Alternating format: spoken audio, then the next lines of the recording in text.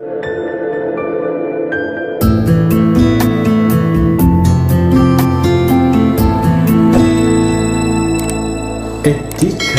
Su. Nak tengok live Ustaz. Alah, buatlah live Ustaz. Buat live lah Ustaz. Habis kalau pesakit, tak ada yang terasuk, takkan nak buat live. Kan korang cakap berlakon. Ustaz jadi live juri. Live Orang cakap berlakon. kan korang cakap berlakon. I komen insyaAllah. Dia kata mana ada hantu masuk lawak-lawak. Kan aku cakap bodoh, dia orang marah. Lepas ni kita buat seram lah. Ustaz, Rizal cakap Ustaz bawa masuk kotak customer saya tu boleh tak? Yang muntah hijau tu. Ustaz penat lah. Muntah hijau. Ustaz tolong saya. Lagi tadi Syafiq dia minta tolong. hospital lepas tu discharge balik rumah tu. Ustaz nak mindilah. Ustaz ni ada orang nak bagi gift. Bagi mindilah saya Ustaz. Syafiq, saya ni bukan. Kami kena kacau. Dia cakap. Siapa pula kacau? Siapa kacau awak, Syafiq? Cuba cakap sikit. Ustaz, sayuk. Tapi peminat, saya tak dikecam. Saya tak kisah pun kena kecam. Saya dia macam ni bila kita Kami buat live. kecam Ustaz. Bila kita buat live ni, kita kena terima apa saja pandangan. Saya okey je. Tak ada hal lah. Janda kacau. Boleh join TELE kita. Fans Club di Yusof. Boleh rawat dari jauh, boleh rawat 1 meter sahaja. Thank you. 1 meter tak boleh. Ustaz dah tak nampak sebab Ustaz rawat jauh. Saya suka cara Ustaz. Bukan cara, ada cara pun enggak. Saya sebenarnya buat pokok. Saya suka buat perkongsian sebenarnya. Daripada akak dengar cerita orang. Macam contoh orang bersembang daripada A sampai Z. Sembang je nak buat apa kak. Tak ada faedah juga akan dengar. Sembang semua orang bersembang. Suruh dia buat. Ya, macam contoh kalau ada jenis orang yang cakap soal ni.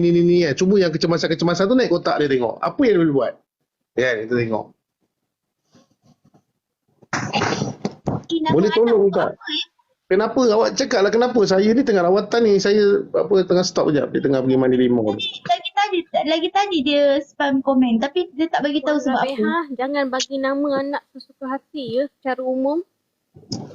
Siapa bagi nama? Saya tak pernah minta nama bang Kakak. Awak datang depan saya pun saya tak pernah minta nama. Keluarga Syafiq tu kena kacau. Sekejap. Kena kacau macam mana? Ceritalah kena kacau yang macam mana. Saya tanya je. Rawatan jarak jauh ni bukan tak boleh. Boleh. Tapi tak digalakkan. Kurang digalakkan. Tapi boleh je nak cuba. Ustaz sihat dah ke? Biar Ustaz jawab nak buat sendiri. pembersihan barang dekat Ustaz. Saya okey sihat. Pembersihan barang tu bawa datang office je. Bawa datang office. Dia tak payah pakai link. Kalau nak buat pembersihan barang, bawa je datang office. Dia tak payah pakai link. Saya ada Isnin sampai Jumaat, Khamis. Khamis tu datang di office. Nanti bagi je letak nama dengan nombor telefon. So dah bersih nanti, kita akan pulang balik. Tapi datang petang lah pukul 4 ke atas. Pukul 4 ke atas.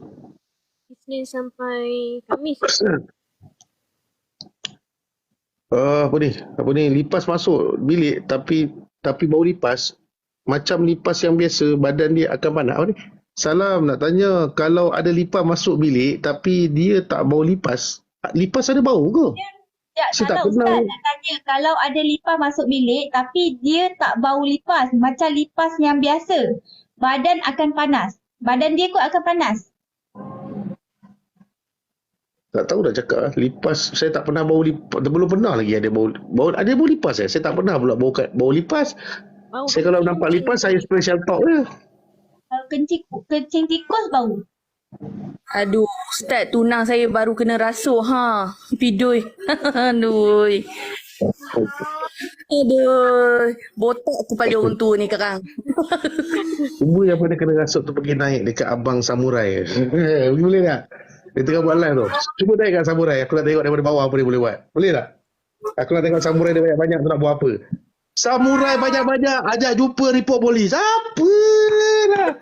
Apa ni samurai? Samurai bang. Naruto. Kita samurai tak ada apa pun tak ada. Berbekalkan minyak Arab je kita bawa. Report polis. Apa lah Anak awak kena meracau macam mana? Anak awak meracau macam mana? Awak daripada Brunei, kalau nak dapatkan produk Edikan Yusof boleh PM saya ya. Ada yang cakap pisau keris. Apa? Ada yang cakap pisau keris kat rumah. Apa tu? Pisau keris kat rumah. Ada yang cakap pisau keris. Tak ada telur Abang Samurai. Sembang lah itu Abang Samurai. Popet, minta gift joget. Lemah. Bukan samurai Nampak bang. Dia sangat Naruto. Nampak sangat macam peminta sedekah. Apa? Paksa-paksa orang bagi gift. Aku buat rawatan daripada zaman PKP. Tak pernah aku minta orang gift. Aku bagi gift kat orang je ada. Aku terasa. Not that guy, not my level. Abang Lato-Lato tu bukan Abang Samurai. Oh, Assalamualaikum. Ini Apa tak tu kan? tanya apa penyebab orang spiritual. Spiritual. Assalamualaikum Abang Dika. Nak tanya apa penyebab orang spiritual tak suka dengan aku. Tengok juga orang spiritual tu bawa macam mana. Lepas tu nak tengok juga pengamalan kamu macam mana. Kadang-kadang kalau pengamalan kamu bagus, kamu punya zikrullah bagus dan kamu sering kali pasak zikrullah tu dalam tubuh badan, biasanya orang-orang spiritual ataupun orang-orang yang ada kadam ataupun berdamping. Spiritual ni banyak tau, dia banyak konsep. Ada yang spiritual lebih kepada hipnosis, ada yang spiritual ke arah kadang-kadang jin, ada yang spiritual. Dia spiritual ni banyak kategori. Okey, so kalau kata orang tak selesa dengan kamu, kamu tak payah bergaul lah dengan orang macam tu, apa nak pening kepala. Tapi kamu nak kena tengok diri kamu. Kalau diri kamu ni pembawakannya bagus, kamu dengan zikir dan sebagainya bagus, kamu jaga amalan solat kamu bagus. So macam saya, kalau macam contoh saya kadang-kadang berjumpa dengan seseorang yang macam awak cakap tadi lah, spiritual ke, saka rimau ke, saka lembu ke, kambing ke, biasanya mereka tak selesa dengan saya. So kalau tak selesa, saya gerak je lah, saya tak layan pun. Okey, berpegang pada situ. Bila dia ada sesuatu dan kita tahu kita sebenarnya tahu pengamalan kita macam mana. Tapi kalau kamu pun tak ada pengamalan yang sempurna apa semua, orang spiritual tu rapat yang kamu takut kamu lah dia tak kena. Kan? Tu je lah. Tapi tak payah semak kepala bang. Kalau abang tengok, kalau abang rasa pembawakan abang tu semua betul, abang jaga zikir dengan sempurna, puasa semua dengan sempurna apa semua, insya-Allah abang tak payah pedulikan orang. Orang tak suka, abang buang je jauh-jauh. Saya senang je, orang tak suka saya block je. Saya tak suka semak-semak kepala, kan. Abang cakap dalam hati abang, the guy is not my level. Okay, dah block. Apa cerita? Apa nak semak-semak kepala? Assalamualaikum. Tanya macam mana nak dapat join rawatan dengan Ustaz ya? Saya kat sini susah lah. Sini nampak ni. Sejak ni sini saya tak tahu sampai berapa habis ni. Apa kena masuk kat dalam grup Teddy saya, masuk dalam Telegram saya, mungkin mudah lah kot. Ya, mungkin mudah lah kot. By level. Ya. Okey tak follow saya. Ada orang pandai bercerita pasal jin, dia tahu nama-nama jin, dia tahu itu dalam Google bang kakak boleh dapat. Apa yang korang semak sangat setakat nama-nama jin lah itulah, kau tekan je Google, semua keluar kan. Jadi kita nak cari cara nak menyelesaikan. Cara nak menyelesaikan. Macam saya, kadang-kadang korang perasan ada rawatan tu pesakit yang sama juga. So dia macam ni, link tu saya tak jaga pun. Link tu kita buat open. Dulu saya buat rawatan, saya pilih pesakit. Tak semua boleh datang. Saya tengok satu persatu WhatsApp tu, saya tengok bila kata dia teruk, baru saya akan bagi laluan dia datang. Tapi sekarang ni bila dah terlampau banyak sangat mesej dah masuk, saya dah tak sempat dah nak tengok WhatsApp. So kita open link. So siapa saja, sama ada pesakit susulan ke apa ke, mereka akan kejar link tersebut. So kadang-kadang macam contoh ada pesakit yang sama, dia macam ni bang Gagak. Kalau kata kamu kena serang lagi, dia akan terjadi. Ada yang jenis sembang poyo tu, dia kata jumpa dengan aku sekali je boleh baik. Kau panggil pesakit tu naik kotak, aku nak tengok betul ke tak betul cerita dia, ataupun pesakit tu datang jumpa dengan aku. Kan? Jangan cakap macam tu, sebab yang menyembuhkan tu Allah Ta'ala. Kami perawat-perawat ni, apa yang kami dapat kesan, yang tu kita musnahkan. Okey, dekat VTT saya ada juga orang, ada orang kata apa? Kenapa tidak beri peluang kepada bangsa jin tersebut, Islamkan dulu. Kau Islamkan jin semua. Okey, tak apa kau Islamkan. Aku tak boleh nak Islamkan jin sebab yang pernah terkena sihir dia tahu. Okey, apabila kita pancung jin tersebut mati tu bukan kuasa saya, mati tu kuasa Allah Taala. Kalau Allah Taala izinkan pancungan itu mati, makanya dia akan mati. Kalau mana kata Allah Taala tu tidak mengizinkan dia mati, dia memberi amaran, biar Allah Taala yang putuskan benda tu, bukan saya. Okey, Jadi kalau ada yang gini yang suka nak Islamkan jin ke apa, Islamkan je lah berapa banyak jin yang kau nak pun saya tak ada masalah. Benda tu lebih pada kaedah je. Adakah kita tidak memberikan peluang kepada bangsa jin untuk Islamkan? Ada. Bukan saya semua pancung jin. Sebab ayat dia kata apa, 24 jam aku pancung jin. Terkejut juga aku dengar 24 jam aku pancung jin kan. Tapi dia pakai fake account dah. Tapi saya jawab lah juga kan. Bila kamu dah terkena sihir, baru kamu tahu. Dah kamu pernah pergi merawat, baru kamu tahu. Nak simpan lagi jin ke atau nak Islamkan ke atau kamu nak dakwah jin tu ke? Itu terpulang pada masing-masing punya keperawatan. Ada juga yang cakap nanti masa dekat akhirat jin-jin yang aku pancung tu akan cari aku. Tak apa, cari-cari aku jawab dekat akhirat nanti. Okey, tak ada masalah. Okey, sebab Allah Taala tu tahu niat kita macam mana. Allah Taala tu insya-Allah dia tahu niat kita macam mana. Kita bukan suka-suka nak pancung, kita bukan suka-suka nak bunuh, kan? Insya-Allah Allah Taala tu tahu niat kita macam mana. Itu kan suka-suka nak tunjuk hebat aku boleh bunuh jin, bukan macam tu. Kamu tanya pesakit tu menderita. Kamu tengok live saya, semua keadaan yang kamu tengok, kenapa semua lawak? Itu saya yang kontrol situasi daripada dialog saya, pertanyaan saya anjing-anjingkan jin tersebut. Okay? Itu daripada saya sebenarnya. Saya yang mengolah benda tu. Tapi kalau saya buat serius, dia akan jadi serius. Macam orang lain buat serius apa semua, dia akan jadi serius lah. Saya nak mendidik masyarakat supaya jangan takut dengan bangsa jin itu je. Jangan sampai bangsa jin ni, dia buat kita macam kita ni macam kita tunduk dengan dia. Jangan sampai macam tu. Sebab saya buat bangsa jin ni tunduk dengan kita, bukan kita tunduk dengan dia. Okey, tapi tu terpulang pada masing-masing lah. Kalau kamu rasa kamu sayang jin kamu nak Islamkan, dan Islamkan lah, tak ada masalah. Nak Islam lah, ikutlah mana-mana pun boleh. Ya, tapi daripada pengalaman saya, kebanyakan jin Islam ni biasa 5 minit pertama je. Aku nak Islamkan kamu dah tak? Ya, aku nak Islam. Sebab apa dia nak melepaskan diri dia? Lepas tu besok lusa dia serang lagi. Okey, sampai bila kamu nak hadap? Kesian kat pesakit tu lah. Kalau kamu buat rawatan secara percuma, then okey lah. Kan? Islam lah tiap-tiap hari. Hari ni masuk jin, Islam lagi. Besok masuk jin, Islam lagi. Lusa masuk jin, Islam lagi. Kamu dakwah je dengan jin. Kan? Tapi kalau dah kamu punya rawatan, kena bayaran. Lepas tu jin yang sama masuk. Habis apa kesudahannya kan? Nanya dekat orang tu lah. Kan? Nanya kat orang tu. Sebab tu dalam VTT ataupun sembang kosong, siapa-siapa boleh bercerita. Okey? Misalnya harga rawatan RM24,000, RM30,000. Adakah kau nak salahkan perawat sebenarnya? Bukan kau nak salah perawat. Pesakit itu tidak pernah diberi pendedahan. Saya banyak kali dah. Dalam live saya bagi tahu banyak kali dah. Harga rawatan ni nak letak RM20,000 boleh? Tak boleh. RM30,000 boleh. Mahar itu tidak diletakkan pada satu-satu tempat. Tak ada satu jabatan pun mengatakan tak boleh letak harga macam ni. Dia sebenarnya pada korang, masyarakat tu sendiri. Kau mampu pergi. Kalau kau tak mampu, jangan. Sebab yang sembuhkan kau orang tu Allah Ta'ala.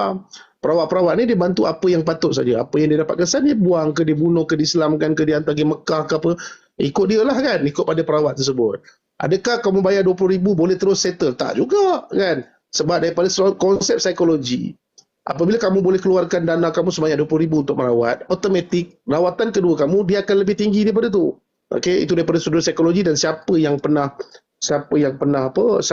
dirawat. Okey, tanya orang yang pernah dirawat. Jangan kau dengar cakap perawat cakap semua sembang je, banyak yang sembang je.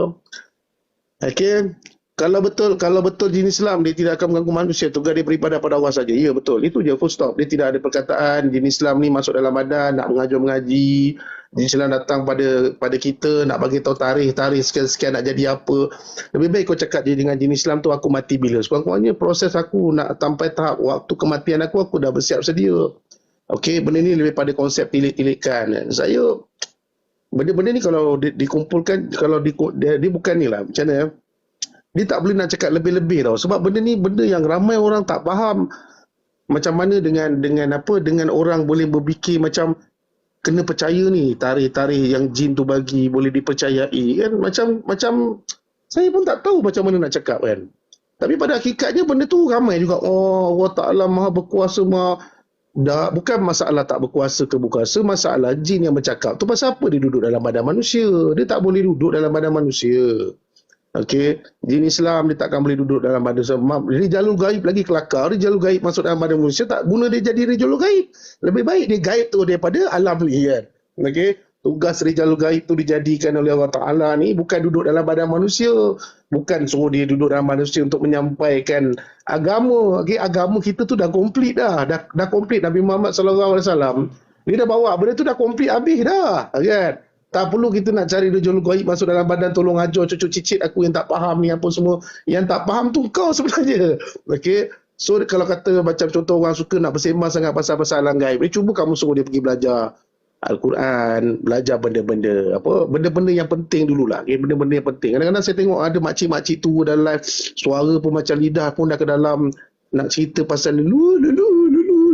Aku pun kadang-kadang kan kalau tanya pasal fardu ain ke fardu kifayah ke apa benda, tonggang langgar kan kadang-kadang. Ya, ni konsep macam mana tau. 5 minit je, tu dah siap mandi dah. Okey. Konsep dia macam ni tau. Konsep dia, kita ni tidak mahu belajar dengan guru yang sebenar-benarnya guru. Kita suka belajar guru dengan orang yang pandai sembang. Faham tak konsep Melayu ni? Kita suka belajar dengan guru, orang ni selalu buat live, selalu sembang pasal alam gaib. Mesti dia tahu pasal alam gaib.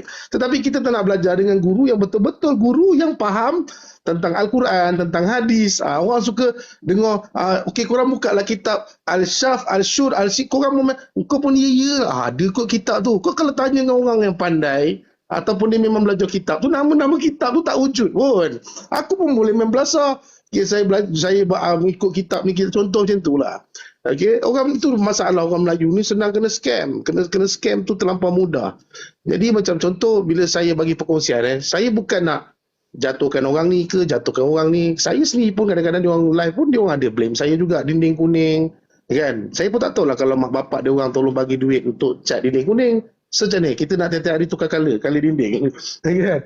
Saya tak tahulah kan. Tapi sebenarnya bagi saya, level saya bukan nak cakap besar, tapi bila dia orang bercerita tidak ada apa dinding kuning, apa masalah dinding kuning kan. Saya rasa tak ada masalah pun, besok nak tukar colour lain pun boleh. Dia tak ada point kan. So saya gelak je lah kan, saya gelak je. Tapi itulah pada hakikatnya orang Melayu jangan cepat sangat walaupun saya bercakap pun, kamu jangan cepat sangat Dika cakap ni 100% betul, yang mana kau rasa betul ambil, yang mana kau rasa tak betul tu jangan ambil. Sebab saya suka berseloroh tu, suka berlawak, suka bergurau. Tapi dalam gurauan saya tu benda tu makan dalam, benda tu maksud dia mendalam. Macam contoh aku cakap apa pasal zoo kan. Zoo sekarang ni orang dah tak pergi zoo. Maksud tu mendalam. Di sebalik tu kamu kena perhatikan. Okey, kamu jangan dengar perkataan macam hanya ahli mengenal ahli. Ahli jubur kau ahli. Ahli apa kau? Ahli mengenal ahli. Kau kenalkan aku ahli mana kau duduk? Berapa yuran kau nak kena bayar sebulan? Kad apa kau pakai? Hanya ahli mengenal ahli. Apa benda kau? Pernah ke Rasulullah cakap kalau nak belajar Islam ni hanya ahli kita je yang boleh tahu, orang lain tak boleh tahu? Apa benda lah. Yang orang yang bukan ahli, yang bajet-bajet macam pandai, betul lah tu ahli, hanya ahli. Lepas tu kadang-kadang suka carilah guru yang ni. Guru tu siapa?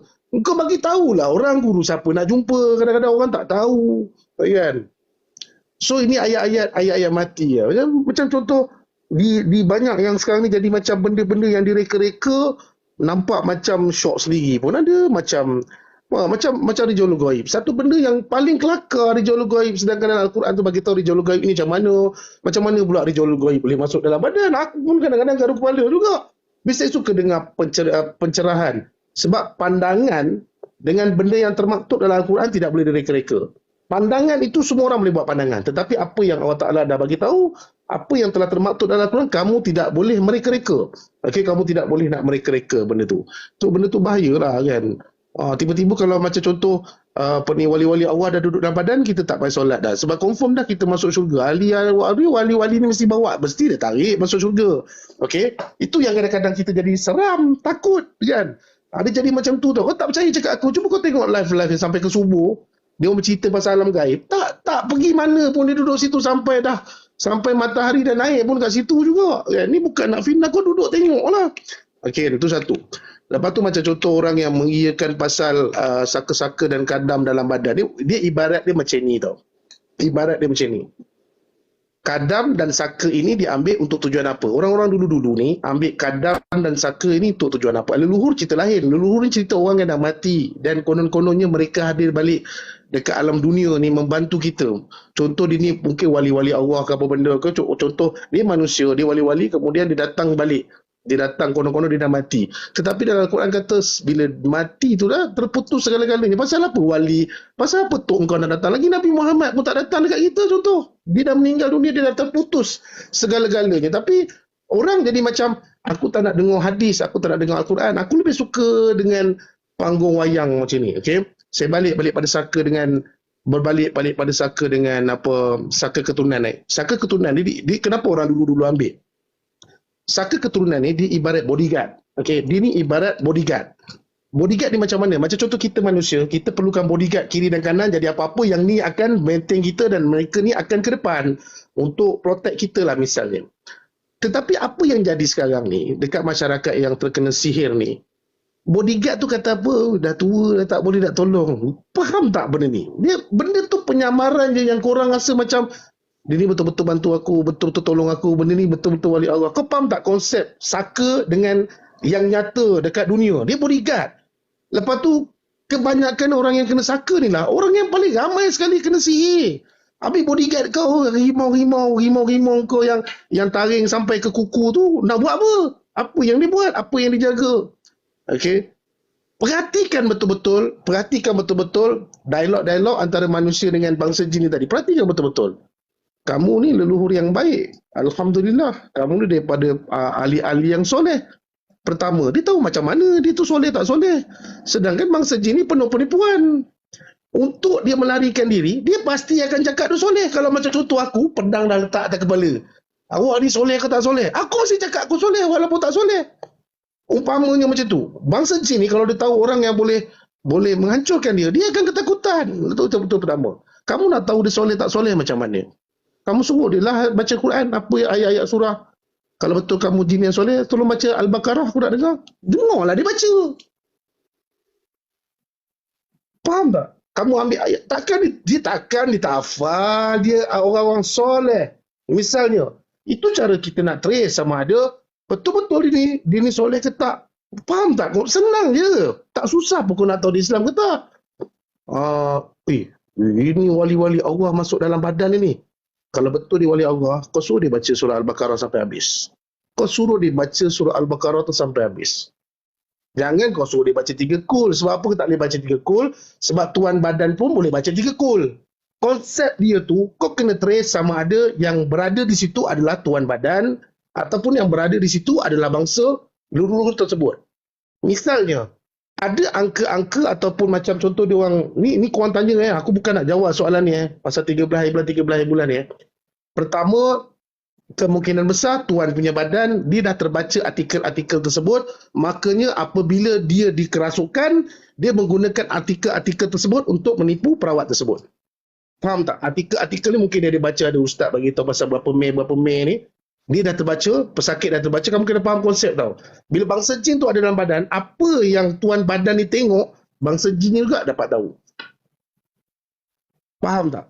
Kalau betul leluhur tu memang ada dalam badan, kamu suruh je dia paling simple suruh dia baca surah Al-Baqarah. Kau jangan kalau dia dah amal soleh, wali-wali Allah masuk dalam badan, kalau benda tu pun dia tak boleh nak baca, macam mana dia boleh kata beramal soleh? Okey, kalau saya simple je, saya macam tu, baca surah Al-Baqarah aku nak dengar. Simple. Sebab kita tak boleh mengiyakan ini betul-betul ke tidak. Malaikat pun menyerupai manusia. Malaikat bertemu dengan Rasulullah para malaikat bertemu dengan Rasulullah, dia menyerupai manusia misalnya. Kita pun tak boleh kata, ini memang betul-betul jahat. Tak boleh. Tetapi ada perjanjian di mana jin Islam tidak dibenarkan masuk dalam tubuh badan manusia. Hanya jin-jin kafir, jin-jin fasik saja yang masuk dalam tubuh badan manusia untuk menyesatkan manusia.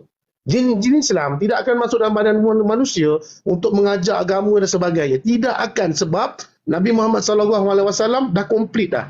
Dia dah ajar kita directly dah.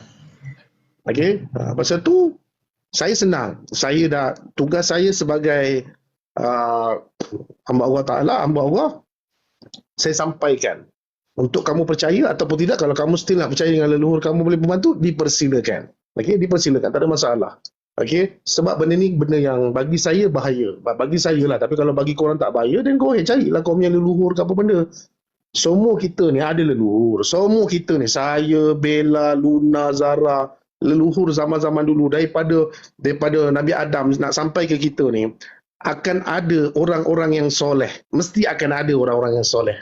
Tapi masalahnya hubungan kita dengan dia dah terputus. Apabila kematian tu dah ada, dia dah terputus. Full stop, dekat situ saja. Dia tidak boleh datang dalam keadaan korin dan sebagainya. Korin tu kerja dia lain. Apabila kita mati saja, korin tu dah pergi satu tempat. Saya dah lupa nama dia. Nanti saya cuba ingat balik. Okey, dia dah pergi satu tempat dan dia tidak ada kaitan lagi dengan alam kita dah. Okey. Jadi benda-benda macam ni kalau direka-reka, diomok-omokkan, jadi makin ramailah orang akan simpan benda-benda yang mengarut ni. Ramai-ramai orang yang akan simpan benda-benda mengarut macam ni lah. Tapi itu pulang pada korang. Kita ambil contoh, ada satu wali Allah duduk dalam badan. Wali Allah baik duduk dalam badan. Tetapi pesakit tersebut declare anak dia hilang dalam kandungan. Dah kalau wali Allah duduk dalam badan, takkanlah boleh hilang anak dalam kandungan. Wali Allah tu buat apa? Wali Allah tengok astro ke tengok astronomia ke apa masa jin tu ambil anak dalam kandungan? Ni wali Allah ni. Ni bukan orang-orang soleh ada dalam badan. Alhamdulillah kamu telah dilindungi. Kau nak declare benda tu wali Allah ke tidak tu macam mana? Kamu nak declare benda tu wali Allah tu ke macam mana? Sudah dibaca surah Al-Baqarah. Tengoklah betul ke tak betul. Lepas tu testlah surah-surah yang lain. Takkan wali Allah dia langsung tak boleh baca surah. Faham tak? Sebab tu dalam kerasukan, dia banyak kategori yang kena perhatikan. Sama ada tuan punya badan, ataupun kerasukan tu adalah bangsa jin, ataupun dia kalau ada bangsa jin, kalau macam dia menggunakan akal kita untuk berkata-kata pun kadang-kadang, apa yang tuan badan tu tengok, dia tengok Erika Yusof yang live, dia tengok, dia dah perhati, jin dalam badan tu dah perhati dulu dah. Oh, dia ni mesti bunuh, mesti dia tak bagi can. So kalau aku dah terjumpa lah dengan Erika ni, macam mana aku nak pusing dia?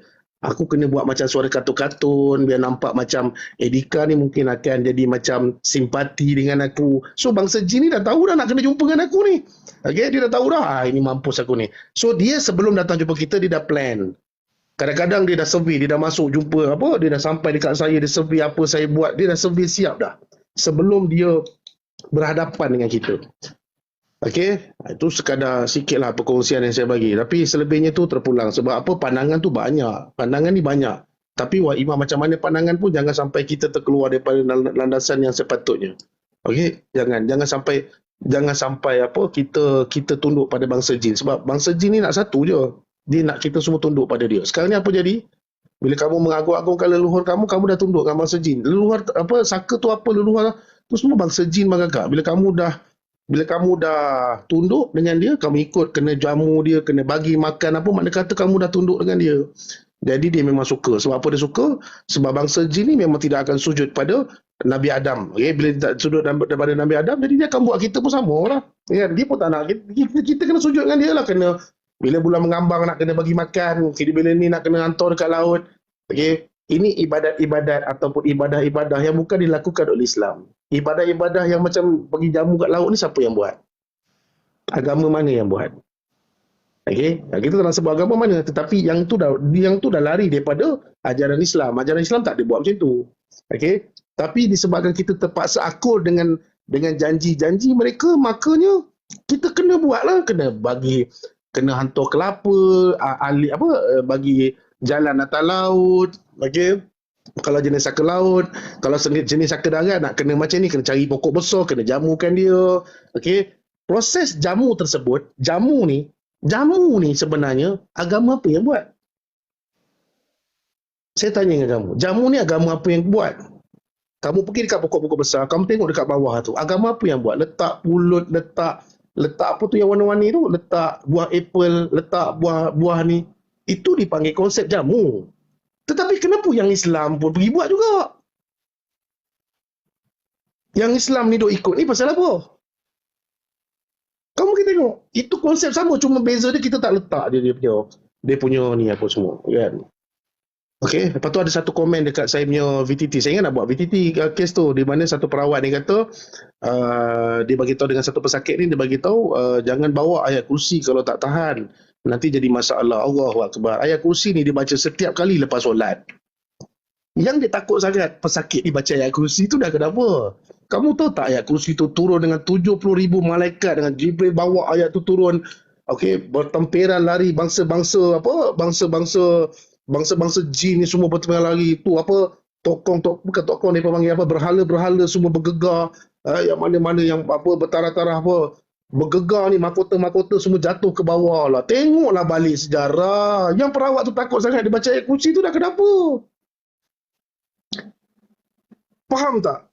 Ayat kursi ni bang kakak, kalau dibawa dengan sempurna, dia punya pergi dia lain macam. Lepas tu ada pula cakap, dekat dalam Al-Quran pun ada kadam. Janganlah kau samakan kadam ayat dengan kadam yang duduk dalam badan kau, setan. Faham tak? Apa benda kena nak kadam ayat? Kadam ayat penjaga. Itu kerja dia menjaga ayat suci Al-Quran ni supaya terpelihara. Tak ada je kadam ayat tu nak masuk dekat dalam badan kau. Nak selfie dengan kau. Apa punya bangang pun aku tak tahu dah cakap. Dia, bila kita jawab macam ni, dia kata, jangan main-main ayat kursi ni dia ada kadam ayat. Yalah kadam. Dia bukan kadam, dia penjaga ayat supaya ayat suci ni terpelihara, bang kakak. Okey, bukannya kadam kadam ayat ni nak masuk dalam badan kau nak selfie ataupun nak bagi tahu dengan kau 14 hari bulan 6 ni akan jadi macam ni. 21 hari bulan ni akan jadi macam ni. 19 hari bulan ni je. Baik, kau tunggu cakap je dengan kadar ayat tu. Aku tak nak tahulah apa yang jadi dengan bumi ni. Aku nak tahu aku ni mati bila supaya aku mudah buat amalan aku cepat-cepat. Biar mati aku senang sikit. Dan aku tanya je soalan macam tu. Kalau tentang alam pun dia boleh tahu semua, pasal apa kau tak tanya je kau mati bila? Kan senang. Faham tak dekat sini? Ni kena pakai juga ni. Allah Ta'ala bagi kita akal, fikiran, memang kena pakai. Kalau kau tak pakai, memang pisang kau kan. Kena jalan dua-dua. Ni pun kena bergerak juga. Pasal tahu Allah Ta'ala bagi kita akal, fikiran. Tapi kalau kita tak sub, memang tak jadi apa. Dan kau tak sub. Kalau kau jadi tak sub ni, jenis harimau, jenis saka rimau contoh, dia tak sub. Kau cakap lah macam mana pun. Ada orang sampai tahap dan nak meninggal dunia pun, saka rimau dia tak nak tolak, bang kakak. Dia sanggup. Sebab apa? Dia rasa saka rimau ni membantu dia untuk hidup lebih lama. Betul. Kau tanya, kau jangan dengar perawat dekat TikTok termasuk aku. Kau tanya dengan ni cucu-cucu cicit ni yang pegang kepala, macam mana aku nak buang benda ni, la ilaha illallah. Okey. Sampai tahap dah bau busuk, tak mati-mati lagi kan. Benda ni bukan cerita dongeng tau. Benda ni aku pun boleh kata sebulan 2-3 kali mesti dapat masalah macam ni tau. Tolonglah ustaz, nenek saya ni dah tak boleh bangun, dah tertutup mata, tapi nak dia punya nadi masih bergerak lagi apa semua. Okey. So bila malam dia bangun tiba-tiba makan banyak pula. Bila malam dia celik mata makan banyak pula. Dia sedang jamu siapa sebenarnya, bang kakak? Okey. Aku ni dah baca syarah agama ni, 3 panel terdiam ni, tanpa sebarang ni. Okey. Dia diam. Tak boleh bersuara. Okey, bagus. Okey. So benda ni sekadar perkongsian saya supaya sedikit sebanyak. Saya ni bukanlah orang yang beramal soleh. Bukan macam setengah orang dia amal soleh daripada pagi sampai malam. Okey. Amal soleh tu biarlah antara saya dengan Allah Ta'ala je. Allah Ta'ala tu tahu saya punya amalan macam mana. Saya tak suka nak bagi tahu orang aku punya amalan malam ni buat apa, besok, lusa hari ni berapa ribu aku punya zikir apa. Saya tak suka. Sebab amalan-amalan ni yang boleh menghitung tu Allah Ta'ala je. Walaupun kamu buat selawat kat atas Nabi berjuta sekalipun, kalau Allah Ta'ala kata aku tidak mau terima, tak terima juga. Okey. Saya bukan jenis macam tu. Jadi saya sekadar orang yang saya tahu benda tu, saya kongsikan. Setidak-tidaknya saya dapat selamatkan saudara Islam saya daripada apa? Daripada ditipu oleh bangsa jin, daripada kita tunduk dengan bangsa jin. Itu je. Kan? Tak ada apa pun. Okey. Tu kalau macam contoh tari-tari, dia tanya soalan tari-tari tadi, saya secara totally menolak disebabkan saya menganggap benda itu adalah seperti umpama macam telik nasib. Dia tak jauh beza. Macam telik nasib lah. Apa akan jadi pada masa akan datang. Apa akan jadi pada masa akan datang. So benda ni lebih pada tilik-tilik. Jadi tilik-tilik ni pun tak dibenarkan dalam Islam. Tapi kalau ada yang still nak percaya, then terpulang. Sebab bagi saya, kalau kita nak banyakkan amalan itu perlu dilakukan hari-hari. Perbanyakkan amalan kamu setiap hari. Bukan ada satu-satu hari itu je kamu kena banyak amalan. Disebabkan kamu takut akan mati. Sedangkan mati itu pasti. Walaupun tarikh itu tak sampai pun, kalau kamu nak mati besok, mati. Kalau kejap lagi saya live ni tiba-tiba besok dah keluar gambar aku hitam putih, Edika Yusof telah meninggal dunia. Dan memang aku terima je, hakikat tu okey je. Kan? Sebab apa kamu nak takut sangat pasal mati pun, mati itu pasti. Dia akan terjadi walaupun tarikh-tarikh yang disebut-sebutkan tu. Dia itulah, kita nak dengar cakap jin ni pun masalah juga. Jangan sampai kita, ini yang dipanggil, jangan sampai kita berguru dengan perkara yang gaib. Ini macam berguru pada perkara gaib lah. Kamu perlu banyak baca surah Yasin ayat 9 pada 12 hari bulan sekian-sekian. Dah kenapa pula nak baca surah Yasin ayat 9 pula pada hari itu, hari lain tak boleh ke? Kan? Misalnya macam itulah. Okay? So terpulanglah pada masing-masing. Bagi saya, surah Yasin ayat 9 tu ayat bolak-balik. So membolak-balikkan sesuatu perkara. Boleh tak dibaca hari biasa? Boleh je, tak ada masalah. Okey? So aku nak sambung rawatan dulu. Nanti ada rezeki nanti Ni air panjat. komen ni. Air Ada komen panjat cakap dulu. muka ustaz bercahaya masa tengok ustaz time kerasukan lain macam. Dia tu kerasukan tengok Abaidi, dia nampak Abaidi bercahaya. Ha, jam. Malaikat ataupun rijalul gaib ataupun apa-apa gaib yang milik hak Allah Ta'ala, kalau Allah Ta'ala tu izinkan mereka membantu, dia akan datang bantu. Tetapi kita sebagai manusia, kita tidak boleh menyeru mereka. Cukup sekadar kita minta pertolongan pada Allah Ta'ala. Konsep dia mudah. Ya Allah, ya Tuhanku, aku pohon kepadamu, ya Allah. Ya Allah, saudara Islam depan aku ni tengah sakit, ya Allah. Ya Allah, aku mohon kepadamu, ya Allah, bantulah aku. Allah Ta'ala berhak untuk mengantar apa saja bala tentera dia, walaupun malaikat datang untuk menewaskan bangsa jin disebabkan asbab kita memohon doa pada dia. Pasal tu konsep dia, apa-apa saja berlaku, minta pada Allah Ta'ala. Allah Ta'ala tu nak hantar apa, bala tentera dia, itu terpulang pada Allah Ta'ala. Dan benda-benda malaikat ni tidak akan muncul tiba-tiba sebelah aku, tiba-tiba malaikat Jibril dah sampai, Mikail dah sampai. Dia tidak akan berlaku macam tu. Apa saja yang Allah Ta'ala utuskan kepada bala tenteranya, itu terpulang. Bukan kita boleh panggil, Bismillahirrahmanirrahim, Assalamualaikum Malaikat Jibril, Assalamualaikum, malaikat-malaikat ni datang. Tak ada. Kau jangan nak bohong. Itu semua cerita dongeng yang kau reka-reka. Senjata umat Islam yang paling padu adalah doa. Apabila doa kamu benar-benar diangkat, insya-Allah Allah Ta'ala sendiri akan hantar tenteranya tanpa kamu sedari. Okey? InsyaAllah. Pegang pada doa. Okey, jumpa lagi semua. Assalamualaikum warahmatullahi taala wabarakatuh. Bye bye. Waalaikumsalam. Ustaz,